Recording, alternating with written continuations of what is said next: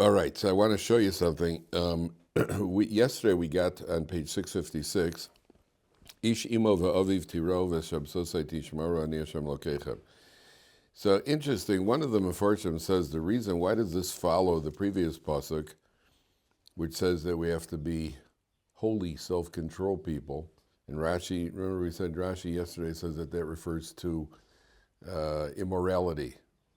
So one of the Mefarshim suggests, if parents have instilled values in their kid, even if a kid is going to do something wrong, if you envision your parents. What do my parents say about this if I did this? That could be enough to prevent somebody from doing something wrong. In many cases, it'll be the reason they do something wrong. My parents, I'll watch this. But in many cases, the person does want, and we have a classic example in the Torah. Where is it?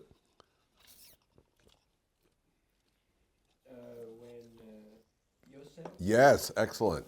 Yosef is about to go to do the Avera, and he sees an image of Yaakov Avinu appears to him. Okay, it's Yaakov Avinu, and it's an image, and he appears to him, and he says to Yosef Avinu, he says to Yosef Atzadik, listen, in the future, your brothers' names are going to be inscribed on the chest plate that the Kohen is wearing. And you want your name to be written down as a lowlife? So that certainly helps. It certainly helps to see the vision of your father, if your father's Yaakov Avinu. We also have to realize that Yosef's test was more difficult than most people's tests will ever be.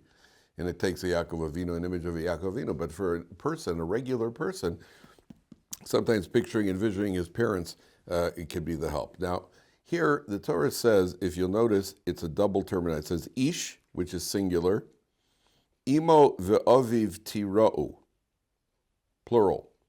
A man, you must fear your mother and your father.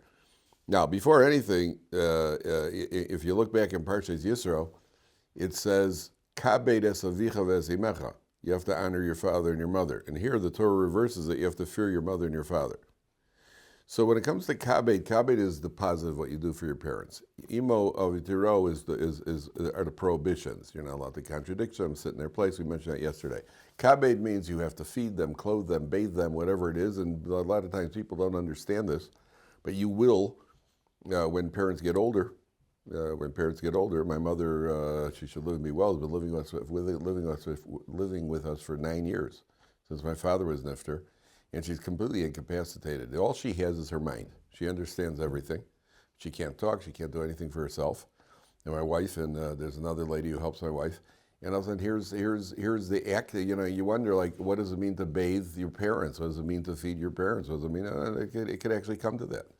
And certainly to bring your father food, even if hopefully your father should stay healthy. But to bring your father food, that's certainly feeding. Your father says, hey, do me a favor, go to the refrigerator and get me a beer.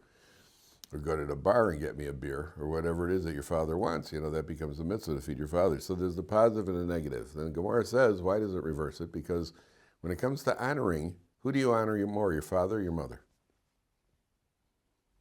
What do you honor? Based on this pasuk, it's mother. Why, based on this pasuk, the mother? Because she goes first. This pasuk is talking about fear. This is. But the other one says, kabed es avicha ve'esimecha. Because here is like show you revere. I don't know. You revere means what we call fear. That's a better word, by the way. You should revere your parents. There should be a certain sense of not, but the logic is exactly the opposite. Honor your father and your mother sounds like your father comes first, right? Says the Gemara, a son honors his mother more because your mother is more soothing. Your father's a little more rough, gruff. If you don't do something well, you get a bad grade on your test. Your father says, you're a bum, you're never going to amount to anything. My mother's likely to say, well, a 61 is a good grade also sometimes. Have some soup. She's more soothing. In your heart of hearts, you honor your mother more. Like they all say, it's apple pie, Chevrolet, and mom is all American. There's always, you see the athletes in a sporting match. You see a football player, he's on the sideline. The camera zooms in on foot. Who does he wave to? Hi, Mom. They always say, hi, Mom. Mom does it. She's not even watching the football game. She still doesn't know the rules of football. And I tried to explain to my wife the rules of football. Every time I say that, I said, okay, I want to explain to her. Nope, I don't want to know. And once in a while, I'll sneak up. I'll say, okay, listen, you get four chances. It's called downs, and you got to go 10 years. I don't want to hear. I don't want to hear. I don't want to hear. But there's a high mom. Why? Why high mom? There's a certain loyalty to mom. The Gemara says because she's more soothing. So the Torah emphasizes the one you're less likely to honor. You're less likely to honor your father. So it says, your mother you're going to honor anyway. And therefore, when it comes to fear, it's the opposite. Ish imo v'aviv tira, who are you afraid of more? Like I always say, it's very rare that a father is home with the kids and they're running around getting wild. It's very rare that a father says, you just wait till your mother gets home. You know, maybe by the rednecks, but not by us. By us, it's the mother saying, you just wait till your father gets home. And when the father comes home, you just better hope that the stock market was up that day. If the stock market's up, you're going to get away with murder. Stock market's down, you're going to get murdered. It's very extreme with fathers. So, what do you call it? That's why it puts it reverses it. Now, why the singular and then the plural? Ish imo ve'aviv tiro. Singular and then plural. Why? Why does it jump from singular to plural? So I saw one of the Forshim says, Ish, first of all, it says the man. You, the man, have the obligation of honoring your parents. A wife does also. But she doesn't have necessarily the ability to do it because she is obligated to take care of her husband. So a wife doesn't have the convenience to be able to, and this is not an uncommon situation, by the way. A woman wants to go to take care of her parents. And the husband says, I don't want you to go by your parents. I need you home. I need supper, and I need the kids bathed. I need it taken care of. From a halachic point of view, she has to stay home with her husband. A woman has to, you see, we always have to ask, there's what you would do and what you should do. And the answer to what you would do, I don't know. What I would do, I don't know. What I should do is what I'm concerned with. What I would do for the certain given situation. A guy once asked me, we were talking about the halacha of giving up your life to die al kiddush Hashem. You have to give your life. Later on, we'll see in Parsha Kedoshim. You have to die al kiddush Hashem. Give up your life. So the guy said to me, Rabbi, if a guy was holding a gun to your head and said, bow down to idols, would you give up your life? I said to him, first of all, I hope I never face that test. Would I? I don't know. I hope I would be able to withstand the test. I can't tell you what I would do. I can tell you what I should do. There are certain times I can tell you what I would do. If I was walking somewhere and found out that there's a guy who's giving away free anything, I would go over there to get some, no matter what he's giving away, because I'm Jewish. So yes, that I would do. What I should do? I don't know what I should do. I don't know what I would do in many situations. A person says, listen, parents are getting old and they need the wife to help them out. They want the wife to come over. This is not an uncommon situation. We want our daughter to come over to the house and help us. We need help in the house. The husband has the right to veto it. Okay, obviously a couple has to work these things out. But from a raw halachic point of view, if they had an argument about it and they would go to a posek would say, lady, you have to take care of your husband. If the husband would ask the posek, what should I do? Not what do I have to do? What should you do? You should let your wife go to your parents' house. But what do you have to do? You don't have to do that according to halacha. You understand? This gets very delicate. And in a healthy marriage, it shouldn't come to that. Do you know that Moshe Feinstein has an interesting halachic shaila? There are certain Hasidic sects where the women, they shave their head completely. They shave their hair completely. I think it's done, if I'm not mistaken, I just saw recently, I think it's done the day after the wedding. There's a whole ceremony. They shave their head, and that's their tradition. So there's a woman from one of these Hasidic groups who married a man from a different Hasidic group. And she had a family tradition. Remember where it's coming from. She's been raised since she's born. She's been raised to follow family traditions. Something they actually look forward to doing because it's one of the signs of marriage. You got married, you shave your head. And her husband said no. He said, I'm not interested in you having you shave your head. And he just wasn't interested in being married to a bowling ball. And he said no. So, and she said, yeah, but that's my family tradition. What do you think Rav Moshe Feinstein Paskin? Respect your husband. Why? Because he needs to find you attractive and you married into him, so you should respect his traditions. You're stopping short. You're stopping short. You're right, but you've stopped short. Your traditions from your family are fine. You've got a halachic obligation to your husband. Your husband doesn't want you to shave your head, you don't shave your head. So over here also, a woman, that's why it says, Ish, a man, has the flexibility to be able to take care of his parents. All he's got is, a man's got one job, which is what? Support the family. As long as you leave her cash, she's good. Okay, obviously when the kids are little, you got to help out, that sort of thing. But essentially, he's got one job. A wife, she's got to run the house, domestics. Do you know that there are certain heterim for a woman who is sitting shiva? A woman who is suffering one of her parents died. She's sitting shiva. Do you know that there are halachic leniencies that she's allowed to cook and do the domestic work in the house because the family needs her? A man is sitting shiva. He's incapacitated. He's out. He's taken out. He can't go to work. He can't do anything. He can't even go to shul. Unless he needs a minion. He doesn't have. But he basically says, a woman, under circumstances where there's nobody else to do it, so that the halacha says that she cooks for the family. What's the family supposed to do? Starve for 7 days while eat peanut butter because she's sitting shiva? That's the extent of her domestic obligation. Excuse me. So the Torah says that ish imo v'aviv tirou. In the plural, you both have to fear your parents, but really, it's only the man who has the flexibility to be able to do for the parents. Now, more than that, the commentaries say that ish refers to you, me, the person who has to honor the parents. Tiro is the plural, which means how your children are going to treat you. And the way your children are going to treat you is the way they see you treating your parents. That's one of the benefits of the mitzvah. Not that we do it for that reason, but the benefit of the mitzvah is when kids see how parents treat their parents, that's how they're going to treat their parents. That becomes the biggest lesson in the world. Rabbi Weinbach Zatzal, he told us once, there's a guy, an old man, he's living with his family. And his hands are shaking. His hands are very unsteady. And he keeps dropping plates off the table. Every time he eats, he knocks something off the table. And his son, who's the father in the house, but the middle generation, so his son says, Dad, he's losing patience, says, Dad, if you keep dropping plates, I'm going to make you a wooden plate. And then every time it falls, it's not going to break. He says, please don't make me a wooden plate. I'll be embarrassed. He says, Dad, you keep dropping stuff. I've had enough already. You cost us a lot of money. I'm going to make a wooden plate. So eventually the father's sitting at the table, and boom, next time he's sitting there, next supper, boom, a dish falls, breaks. The son says, that's it. I'm making you a wooden plate. And the father said, please don't. He says, no. He goes down to the workshop, and he pulls out the wood and the electric saw.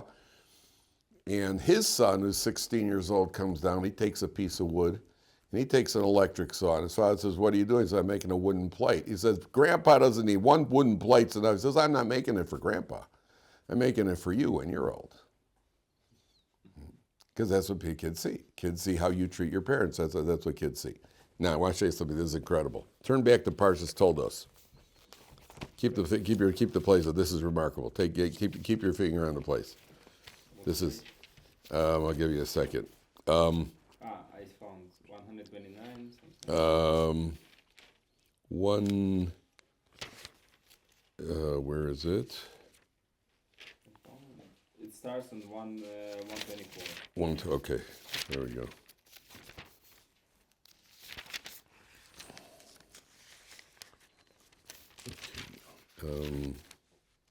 No, I want it later on when he gives the brachas. Here we go. Okay.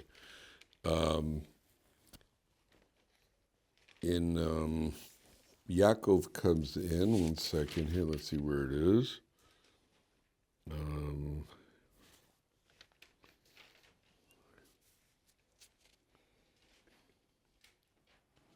Okay. 1 second. Page 138. Mm-hmm. Page 138.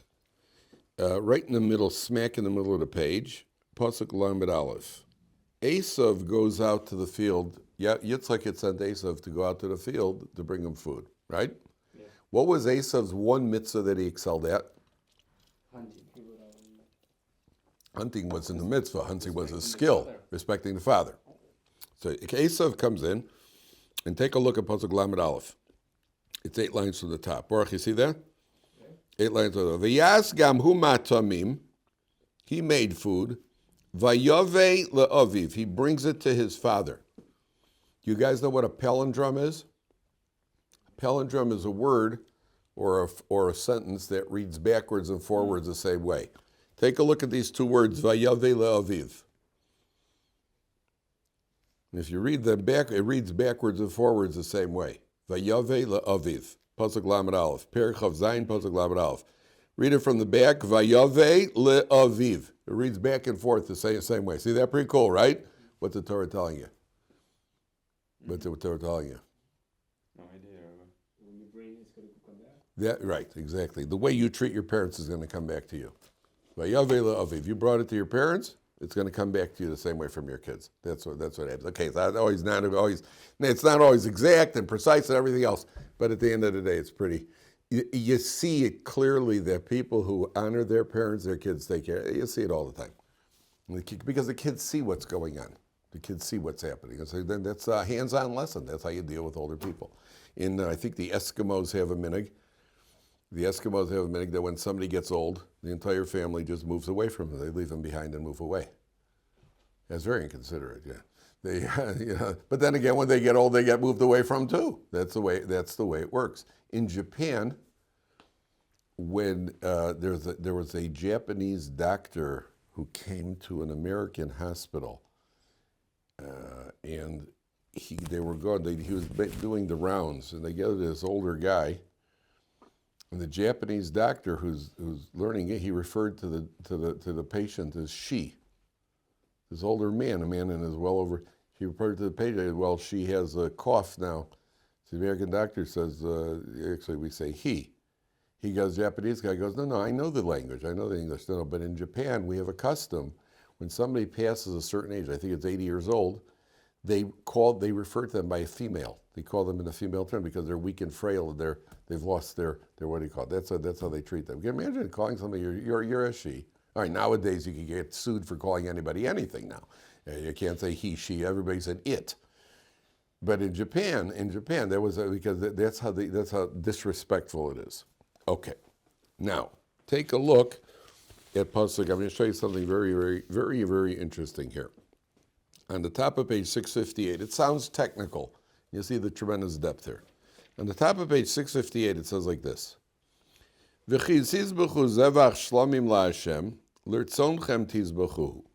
you offer a shlomim offering to Hashem, how does he translate the funny turn of phrase?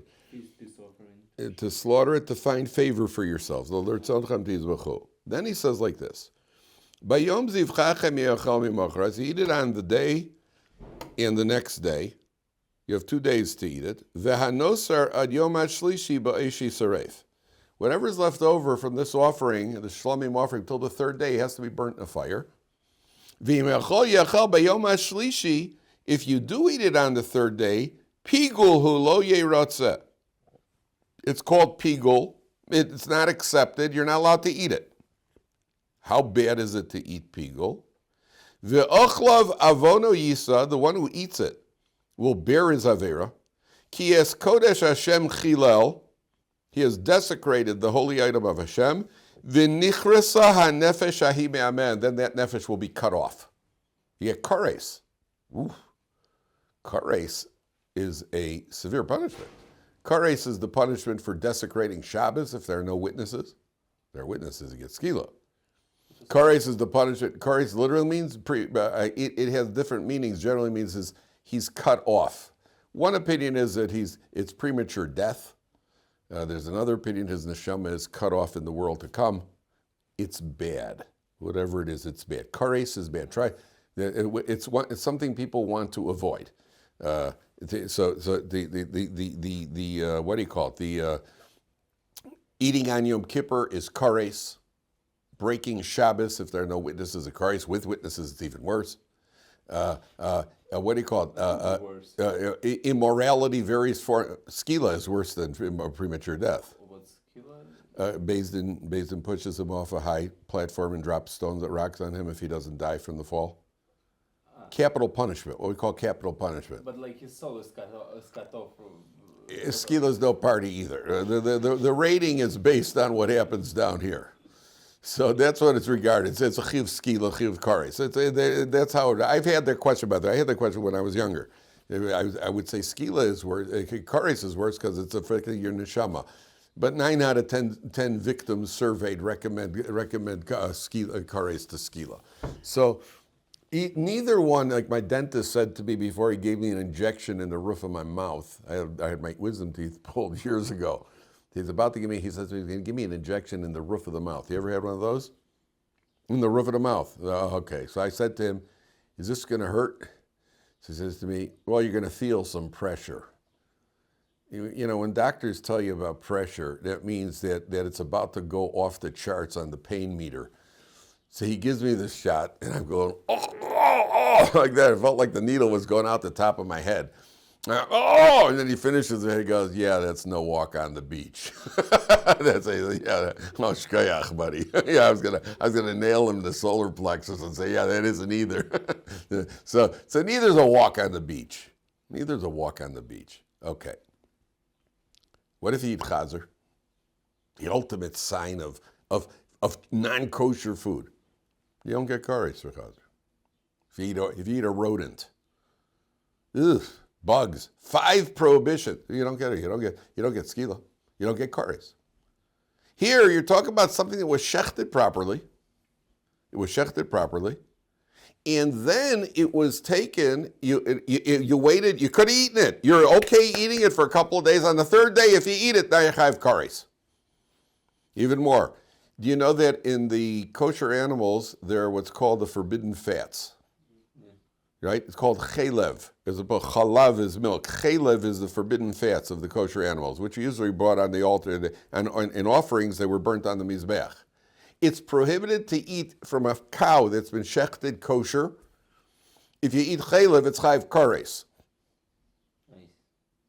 It's worse than eating. In other words, if an anti-Semite took a gun, what's a nafka bida?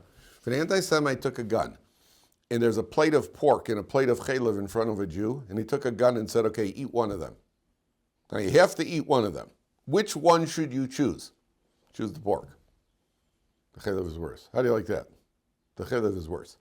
Here, the Torah says, Yechav kares. Why? So I saw 2 explanations for this. Why so? What's the hack? What's the big deal? One explanation is, imagine you're invited to a banquet with the king. So you come to the king's banquet. And at the king's banquet, you eat. That's a big honor. Why are you eating at the king's banquet? In honor of the king. What if the king leaves? The king gets up, banquet's over, the king leaves. And as soon as the king leaves, you start fressing. Start going after whatever's left on the table. That shows that all along you weren't eating in honor of the king. You were eating in honor of yourself. You have 2 days to eat it, the offering. You have 2 days to eat the meat from the offering. The king is there. The Shekhinah is there. Hashem's divine presence is there. If you eat after that, that means you're just stamish fresser. You're stam nashing. You're not eating it in honor of the king. That's a big insult to the king. Chayv kares. But still, you could eat the pork for yourself. What? You could still eat the bacon for yourself. It's still tasty and not. King's not there. King was never there. Good. The king was never there. To the contrary, that's all the stuff they left in the kitchen. That was all the stuff. That was all the ends of the ends of the meat and everything else. That's left. The king never goes into the kitchen. That's what the pork is. I heard that the Queen of England, when she was a queen, now it's a king. I don't know, but the Queen, when she would make a banquet, there was a rule. When the Queen stops eating, you have to stop eating. Interesting rule, right? If you're at the banquet, if the Queen finishes the main course, when she stops eating, you stop eating. And now that I'm thinking about it, it's very similar to what this analogy. Because if the Queen stopped eating, why are you continuing? Then you're eating for yourself, not in honor of the Queen. Isn't that interesting? The Queen, I'd hate to be at one of those banquets because the food is good. The queen didn't look like a big eater. So you got to take a couple of bites and then just stop. I would grab my plate and go into the back room. Queen probably herself had a sub sandwich waiting for her outside. After what do you call it? She probably got a ship. Poor lady is probably starving. Okay, that's idea number one. Idea number two is much more esoteric. Idea number two. Remember we spoke about which body carries more tuma after death, a Jewish body or a non-Jewish body? Jewish body. Why? Because it's more holy, it has the potential to go down. Right. The Jewish body is more holy. When the holiness, there we go again. When the Kedusha leaves, so then it is invaded by the forces of, what do you call it, the kochos hatuma. The kochos hatuma, the negative spiritual forces. The kochos hatuma, right? The kochos hatuma want cleave to Kedusha. So when the Kedusha leaves, they can't get there while the Kedusha is there. Once the Kedusha leaves, then they invade. So there's a bigger vacuum because the Jew has more Kedusha. So there's more kochos hatuma in there.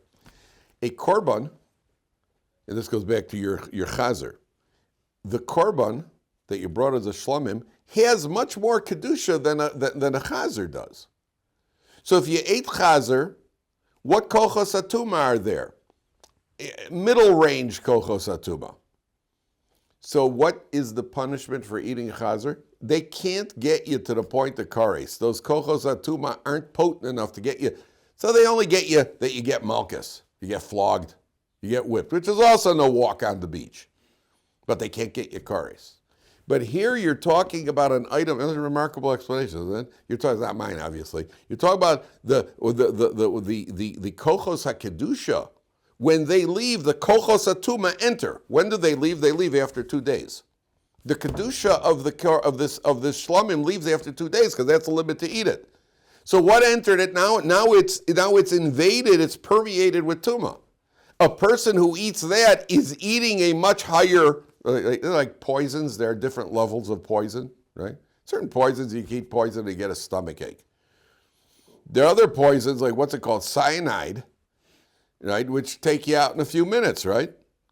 Cyanide pills. So there's cyanide here. There's spiritual cyanide, which is what we're going to call this afterwards, by the way. There's spiritual cyanide. So when you eat that, a person eats that those kochos hatuma have enough of a potency to cut a person off for kares. Okay. I have a question. Yeah.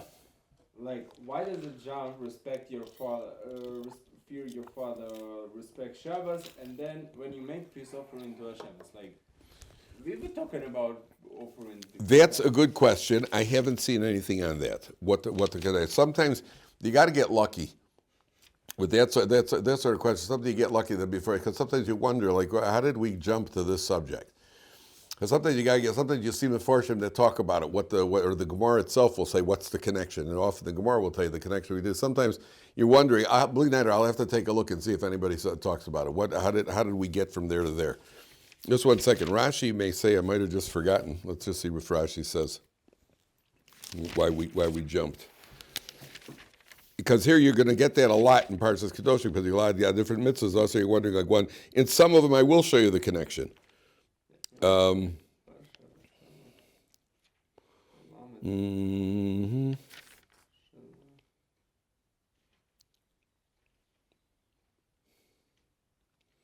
he doesn't say what the connection is. I have to look around. Bleed out. I have to look around to see. By the way, just we'll take a break for station identification. We'll take a commercial. For those of you, if anybody's interested, we have for those parents who have kids in Shidduchim and you're struggling with how to ask questions, now you too can ask the proper Shidduch questions with the Shidduch investigation questions for parents. 48 questions for parents to ask when you're investigating Shidduch for your loved one. So is that good? This is how, what do you call it? This is for parents who are looking to investigate Shidduchim. Parents tell me all the time they struggle with getting information, and often the problem is because they don't ask the questions correctly. I have 48 suggestions and examples of questions and how to ask the questions. And this can be very helpful for parents. Anybody who's interested could email me, Dovid B. Kaplan, B as in baseball, basketball, badminton, and busted bridges in Baltimore, Dovid B. Kaplan @gmail. And I also have, for the Parsha, we have the Parsha review on Kedoshim, which is 2 or 3 or 4 pages of review of things that we have spoken about in the Shir, some things we haven't or won't speak about in the Shir, and this is also available, Dovid B. Kaplan @gmail. Get yours today, while the supply lasts. Okay, got to create urgency, isn't that what they say in marketing? You got to create urgency. Some lady, by the way, just won in the United States. She won $1 million scratch off. 3 weeks later, she won another $1 million scratch off. Now, I had heard about a woman who did this years ago. There was a woman who did it 6 months apart. 6 months apart, she won $2 million scratch offs. And the guy from the lottery at the time said the odds of that happening to one person, if you calculate it mathematically, something like 450 million to 1 to win a $1 million scratch off twice in that span of time. Twice in 3 weeks. I'm sure this lady thinks she's good at it now. I'm sure this lady thinks, okay, I think I'm getting good at this now. You know, she's probably going to spend all $1 million on scratch offs now and lose all the money. But that is a remarkable thing. 3 weeks in, or three separate weeks, 3 weeks apart, they won $2 billion scratch offs. Why am I telling you? Because I cried, obviously. Okay. Your scratch off was not that successful? My scratch off, yeah. I once won 500 shekels on a scratch off here in Israel. I once won 500 shekels on one of the scratch offs. Didn't last too long. Okay, take a look at Pasuk Tes. Here we have, and here we will see the connection. We'll see at least a certain connection. On page 650, what is it? 658. Yes. Okay, so it says like this. Uvekutrachem es ketzir artzachem. When you harvest your crops, lo sechale pe'as sadecha. Do not cut off the corner of your fields.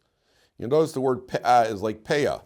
And these are called pe'as because these are called the corner of the heads, which is why the long strings that they wear, the long payas that they wear, is called payas. It's called payas because it's really the word paya, and it's just to commemorate and the prohibition of cutting off this area of the head. We'll see that later in the Parsha. So when you don't cut the corner of your field. You have to leave a certain amount of standing grain for the poor people to take it. Number one. V'leket kitzircha lo selaket. When you are harvesting it, they used to harvest with the sickles.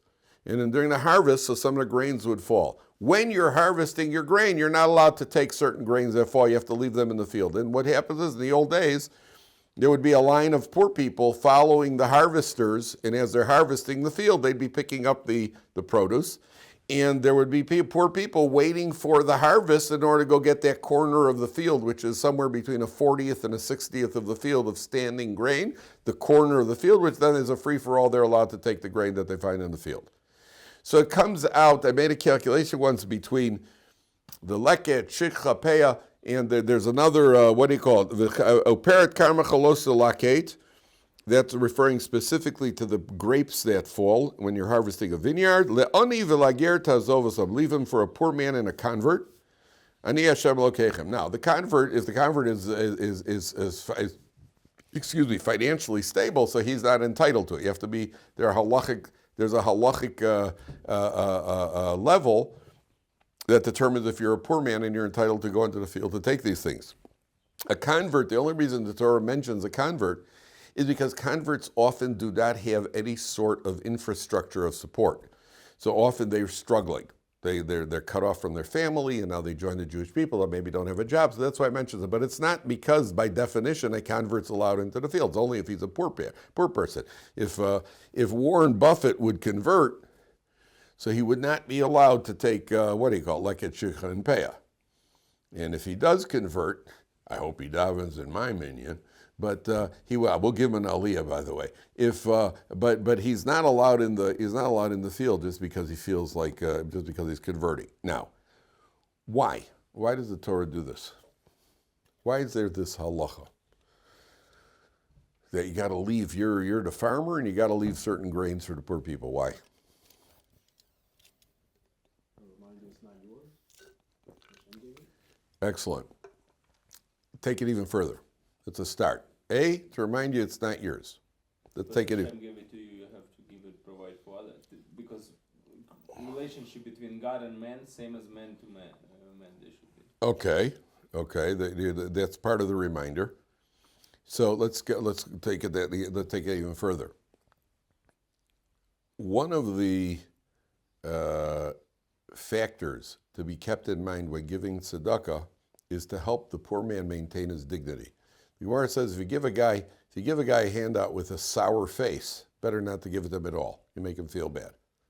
You slap down the money on him, I'll take it, you freeloader.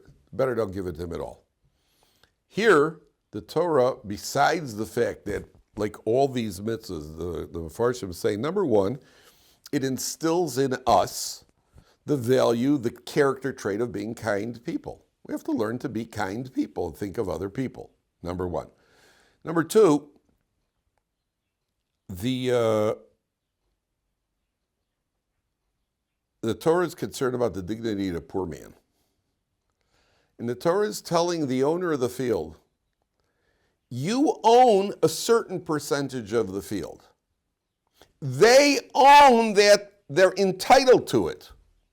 They're entitled to that as much as you're entitled to the rest of the field. So don't think that you're doing that it's not coming from you. That means if imagine the guy's harvesting his field, the poor guy's got a group of poor guys sitting there drinking beer.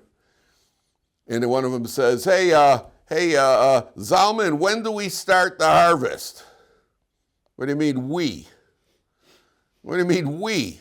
I mean exactly we, because we're entitled. We're waiting for that payout. Let's go. And the Torah is saying he's right. He's entitled to it as much as you're entitled to it. And that way the poor man, listen, I'm a very respectful poor man. I'm entitled to that thing. Now let's go. That's what the Torah wants. They want to maintain their dignity. Yeah. But the question is, if I know that the specific area of the field I'm gonna live on harvest, I can just do not put so much grain in it, do not cultivate it, not put water in it, and that's it. It's there are rules about that. It has to be a certain level. You can't. It has to be a certain level of. I'm sure. Look at the next pasuk. Lo tignovu, don't steal. V'lo sechasheshu, don't deny. V'lo sechakru, don't lie. Ish ba'miso, a man against his fellow man. Why does this? By the way, is talking about not stealing financially. In the Seres Adibros, in the Ten Commandments, in Parsha Yisro, it says Lo signov, which many people say thou shalt not steal, is a mistake because they're talking about kidnapping. It's a capital offense. In the Seres Adibros, Lo signov is a capital offense of don't kidnap. Some say it also includes not to steal money, but primarily it's to not kidnap, to take people and kidnap them and to force them to work. That's a capital offense. Here is Lo signovu is financial stealing. Why does this follow now? Now you ask me, why'd you ask me now why does this follow the other one? Because this the Mefarshim do say. Why does this follow the previous one? For the very reason that you brought up. I'm a farmer, and I'm looking at these guys, and I'm thinking, hey, why don't you get a job? Let's get a job. I'm working. I'm out in the hot sun all day cultivating my field. Why don't you guys are sitting there in the shade waiting for me to start working? So there's a very strong temptation to wait till nobody's around and then harvest the field. There are all sorts of halachas. They have to know when you're harvesting the field so they know when to come, so it won't waste their time. But can you just tell one? They're busy. They're busy loafers. They can't. They got another. So you can't tell them. They can't keep telling them come back. They have to know a certain time during the day when the harvest is taking place. There's a halacha. It's all described in the Mishnayos and Peah. Rus was in the field. The whole story of Rus is when she's walking behind the harvesters, waiting for grains to fall. People were starving in those days. You're grabbing some grains of wheat to bring home to eat some bread. So the Torah is telling you, we know what you're thinking. Because you're thinking, why should I? I'm doing all the work, and these freeloaders are coming in to go to my field. There's those things don't steal. You're not allowed to tell your relatives, hey guys, come on, I'm getting ready. You have a couple of poor cousins. Guys, 12 o'clock today, I'm car harvesting. Now, to do that, can't favor people, can't do that sort of thing. That's why the Torah says, lo signovu, because we know that people will be tempted. And there's something that, runs against you look healthy. It's one thing if a guy's crippled, or if a guy's old, or if a guy's blind, so you understand the guy needs a handout. Somebody see this guy looks healthier than I am. What are you walking around getting handouts? Or go get a job. Go load boxes on a truck, man. That's what you're thinking. You don't know his circumstances. You don't know where he came from. You don't know what he got. Don't be so fast to judge. There are always poor people. Some who are legitimately poor, some who could probably do better for themselves. So what do you care? Hashem said to give. What's the difference to you? Give the money. Yeah, you do your mitzvah. Let Hashem worry about them. But how do you know if he's really poor? I mean, So there are nowadays what's done, because I'm involved with the with the charity organization in our neighborhood. There's actually investigations when people apply for assistance. So we ask to see their bank statements. What are they spending their money on? Do you have savings? Do you have talk to neighbors? Do you know the family? Are they legitimate? Are they do you own a car? Do you have things? Sometimes people say, I need money. Well, do you have savings? Yeah, but I don't want to use that. Well, there are people that don't have to say, I know you don't want to use. I also don't want to use my savings. But that doesn't make you poor. You're trying to take communal funds because you have a preference. So listen, I'm not telling you how to live your life, but at the end of the day, where this happens all the time. This happens in day schools where people have to pay tuitions. Every day school has a tuition committee. My father was on the tuition committee at the day school in Chicago, and it's not a great job. It's not a fun job, but people are coming in and they're asking for tuition breaks. Now you have Rebbeim who teach. And they also need to eat and pay rent and mortgages and raise their kids. So a guy comes in and he wants a tuition break. Here's the tuition for the school, $15,000. He wants a break on the tuition. So we have to see, let me see your tax returns. Let me see your bank statement. Let's see. Do you see that the guy takes 2 vacations a year? So we have a rule in this. When my father had to do this job, it was not a play. He was on the committee. It was not a pleasant job. Because the guy says to him, you say to him, listen, we have a rule. If you're paying for vacations, we can't give you to.